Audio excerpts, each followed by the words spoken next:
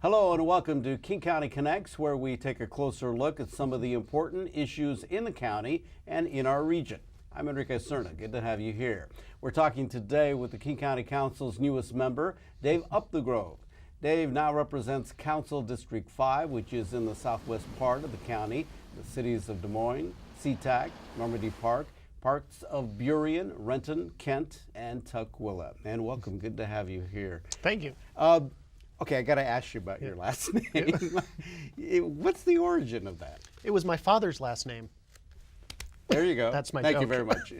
That's short and sweet. No, we think it comes from a Dutch name, Upthegrove. And as folks came across Ellis Island or any recording offices, you know, the recorders would just write down what they heard, and the name morphed over the years. But I tell people it's my political secret weapon because people remember the name. And in fact, I am the only elected official in the state who has a prepositional phrase for a last name. That's good. That's very good. It is a unique name. Yeah. And actually, when I first saw that name, I thought, oh, I wonder if this is Native American almost, because, you know, sometimes there are those kind of connections with that. Not that we can tell. My heritage Yeah. is from all over the place, but the name itself we think has a Dutch or German Makes origin. you unique, I think. Yes. There you go. Well, time on the council now. You've just been elected here after some time you spent in the legislature. Mm-hmm. Talk about is there much change in going from that legislative body down in Olympia coming to a smaller one, but it's the most populous county in the state, so there's a lot going on. There is. I think the biggest difference is going from serving in a body of 98 people down to a body of 9 people.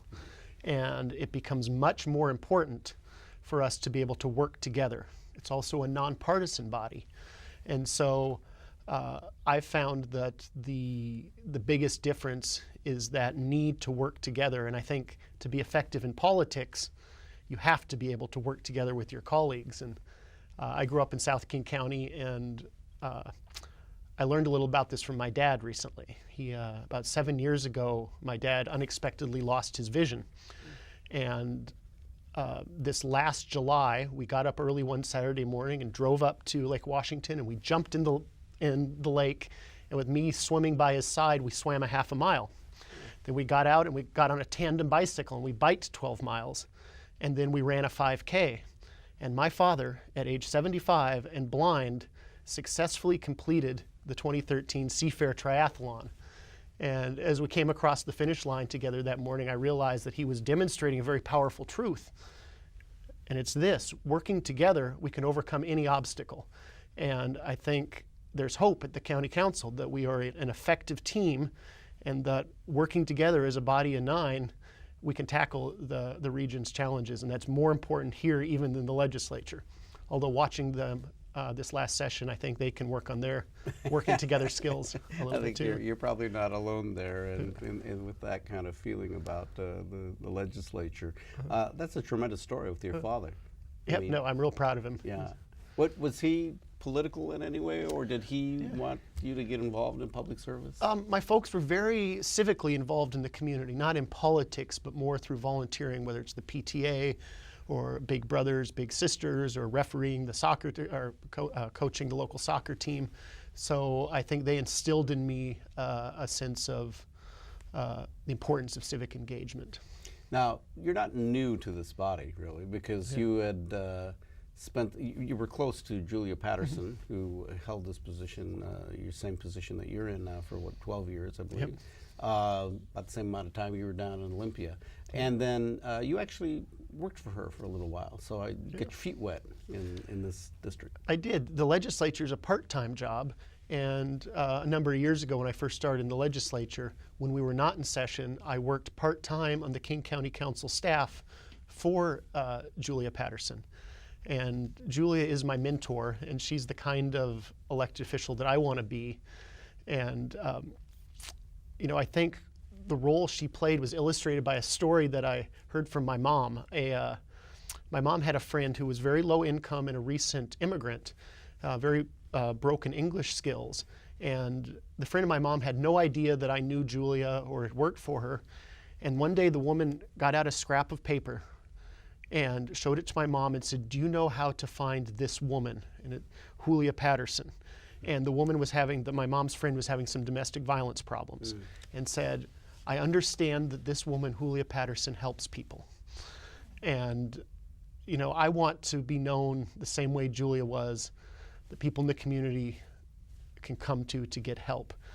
And so I've learned a great deal from her about public service and about what it means to be a giving elected official. Talk about your district. It is a district where you have an immigrant population. It's sort of mixed in. It's a district with a lot of different elements to it. I guess with all of that, what do you see is the most important issue in your district? Boy, you're correct. It is the most diverse district and the lowest income district in King County. And I think ensuring equity and social justice needs to be a top priority. And King County as a whole is doing very well. We're beating the national averages in all of the indicators, and education and public health and livability. But there's huge disparities and huge gaps based on race and also based on geography. And some of the greatest needs are in South King County. And when you walk down the street in a city like SeaTac or Kent, and you look around, people are all different ages, they're different races and different income levels. And our diversity is our strength. And I think very fortunate to live in a county and a nation, really, that holds the promise of freedom and opportunity for everyone. But that promise isn't yet fulfilled. Women, for example, make about 85 cents on the dollar compared to men. People with disabilities, like my father, often see their transportation services cut first. People who are low income feel so disconnected from a political process that's dominated by money. Those of us who are gay or lesbian have to fight at the ballot box for basic rights. And women and racial minorities comprise 55% of the workforce, yet make up only 10% of the CEOs of corporations. So I believe, and the main reason I entered public service was because I believe that all people, regardless of our differences, have value, have something to contribute, and deserve equal rights and fair treatment. And those are King County values, and I think that needs to be the focus of our work. It seems also at the heart of this, in that area, particularly with the diverse population, the whole issue about income equality or inequality has got to be right up there along. It is a social justice issue.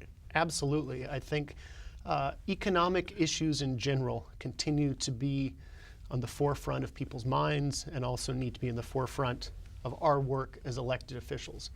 County government can play a small role, but an important role. And I think the key is making sure that everyone who works hard, puts in a full day work, should be able to provide for themselves.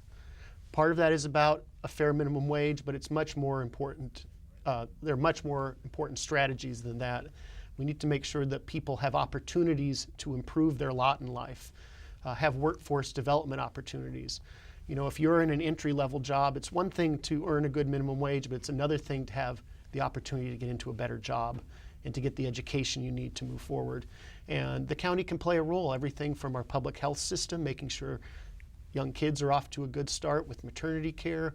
We do it through the worker retraining programs. And we do it through making sure we have a good transportation infrastructure so jobs can stay, and making sure that we have healthy, livable communities that attract businesses. And so I think jobs and the economy, particularly ensuring that there's equitable opportunity for everyone, is really our mission. How much of your district is rural? Pretty much none. There is a little bit of agricultural land in the Kent Valley, but by and large, the 5th Council District is a urban-suburban district. And what challenges then does that pose for your district and your representation of that district? Yeah. I don't know that it's that the nature of it presents challenges, other than we're seeing, and this is maybe the latest buzzword, we're seeing the suburbanization of poverty. I think there was a period of time in this country where poverty was often concentrated in the urban centers. But I think for a whole host of reasons, including land affordability and housing affordability, we are seeing more and more poverty out in the suburbs. And so, as I mentioned before, the highest levels of poverty are in the suburbs in South King County, and the greatest challenges in meeting the needs that come along with poverty are in South King County. So I think it's the way that the demographics in the county shape up mean that I need to be a vocal advocate for economic opportunity, for equity, and fair treatment. I know that you have a strong environmental background. How do you see that playing into the role that you have, but also in the quality of life in South King County? Absolutely. In order to have good jobs and a strong economy, we need to keep South King County a great place to live. We need to protect our parks and open spaces, and King County runs a fantastic parks department, so seniors can walk and kids and families can play. It's also important, I think, to have that strong economy. I talked to a CEO of a mid-sized manufacturing company in Kent, and their lease on their property was coming up. This was a few years back. And so that company that provided, I want to say, probably 100 jobs in the Kent Valley was deciding whether to stay here or look at moving out of state. And he said, over lunch one day, he said, we'll stay here. My wife and I like it here. And it was because of the quality of life. Businesses make decisions as to where to locate based sometimes on the quality of life. The beautiful Cascade Mountains, a beautiful Puget Sound, a community they want their kids to grow up in. It also helps attract the skilled employees we need for some of our high-tech businesses to succeed if we keep a quality of life here. So I think environment and economy go hand in hand, and I have a real passion for making sure we do have clean and healthy communities. Do you have a high unemployment rate in your district? Yes, I don't know the exact number, but we have greater unemployment in South County than the county as a whole. And is that representative of, do you think, of the population there, the fact that you have a significant immigrant population there as well? I think it is a combination of that. I think when you are faced with language barriers, when you're faced with extreme poverty and you have chaos in your life, it's much more difficult to climb that economic ladder, whether it's getting that entry-level job or folks who are underemployed, getting from that first job into a career. And so I think that the poverty, as well as language and cultural barriers, do contribute to a higher unemployment rate. So how do you then, as the guy who represents that district in the King County Council, help to stem that unemployment tide, that you might have there, as well as deal with the challenges of the population? Yep. We need to have good paying jobs with benefits in South King County. And there are a couple specific things that we can do at the county level. I should preface this by saying county government isn't going to solve our unemployment problem, but we can help. Two specific ways: we can invest in our transportation infrastructure, because that allows, particularly in the Kent Valley, a lot of the businesses there are warehouse distribution. It's the second largest warehouse and distribution center on the West Coast. And if we can provide the transportation infrastructure for those businesses to get their goods to market in a timely manner, they will stay in business, will have more business and more jobs. Another area that King County government can help with unemployment, and most people won't think of this as a way, is through our flood prevention and protection. And I'll explain why. King County Council stands as the flood district. We're the government that provides flood protection. In the Green River system, which runs through the valleys, Renton, Kent, and Auburn, the levees aren't in the condition they need to be. They need to be repaired and certified. And if we don't get that done soon for the federal government, the people who live in Kent will have to pay costly flood insurance. And more importantly, that area will face development restrictions. And that means it will be harder for businesses to locate there and harder for businesses to grow. So our responsibility to get the flood levees repaired and certified is going to have a big influence on the economy and the jobs in this area. If we don't do it, it'll be sort of like throwing a big wet blanket over the economy of the valley, no pun intended. And so by investing in transportation infrastructure and by making sure we have a community that's safe from flood risks, I think we can help provide the foundation on which a strong economy can be built and provide jobs. This has been an ongoing issue there because of the flooding from in the valley, but also with problems with Howard Hanson Dam. And, Yep. So where are you with the levees as far as making sure that they get they are passed and that the money is there? Yep, we're making good progress. This issue was first brought, I think, really highlighted when there was a problem with the Howard Hanson Dam, which provides the flood protection to the valley. That problem's been fixed, but what's happening is after Katrina, the big the hurricane and the problems with the flood levees there, the federal government is updating all of the maps and looking at all the levees around the country.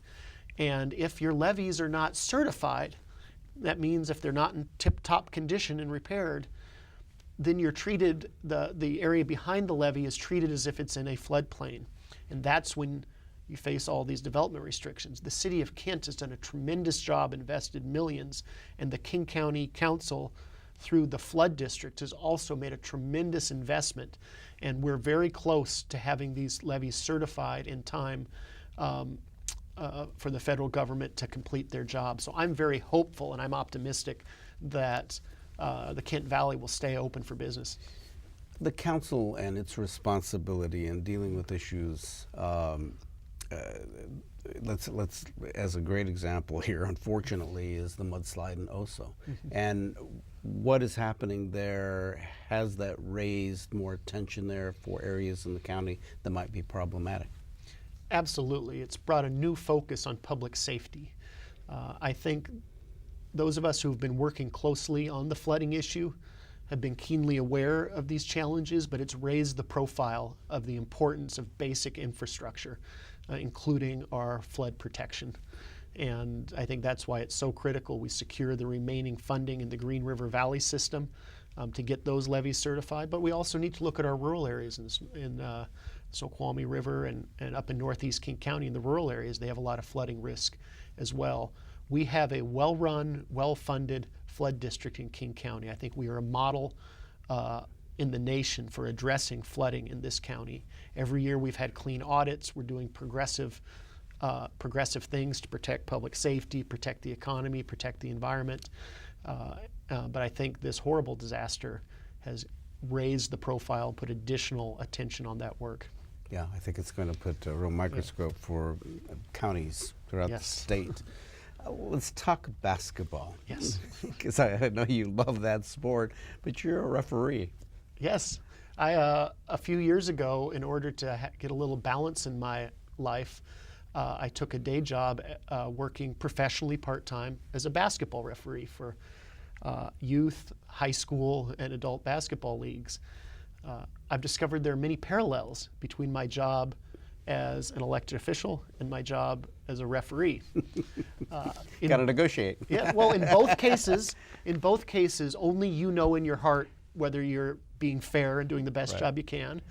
In both cases, there are people literally yelling at you while you're trying to do your job.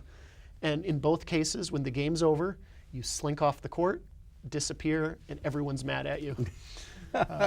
So I've enjoyed giving back to the community and participating in that way. Where did that come from, wanting to do being a referee?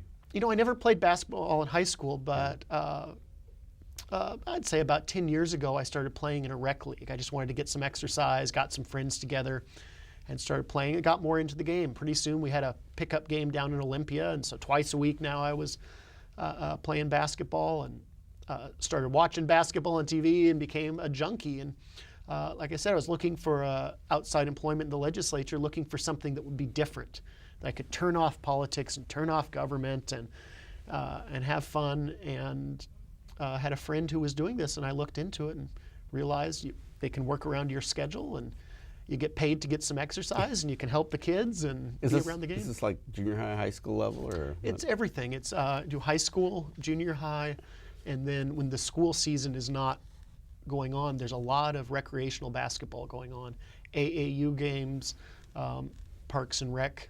It works much like a union. I'm a member of an association, and we get assigned out.